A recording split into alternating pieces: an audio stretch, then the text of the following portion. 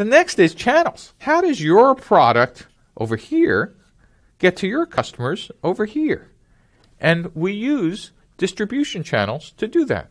Now, what's really interesting is pre-1990s, the only channels to get to a customer was a physical channel. That is, you went to a store, you had salespeople, there was physical distribution.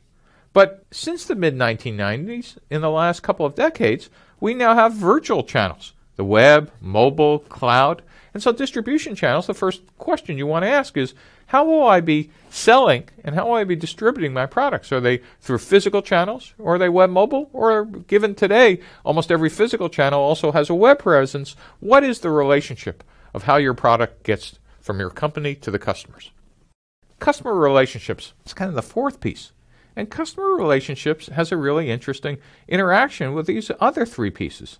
It basically says, how do I get customers? How do I keep them? And how do I grow them?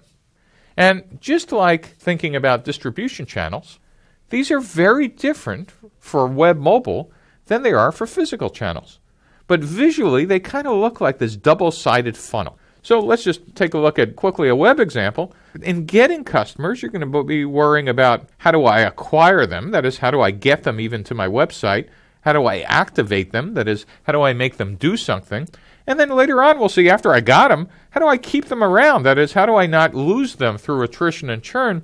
And then what can I do once I have customers to make them spend more money or use my product even more? And so one of the things we'll be thinking about is, how do I get, keep, and grow customers? And just like every other step, you might have hypotheses on day one, but you're only going to figure this out when you're out of the building.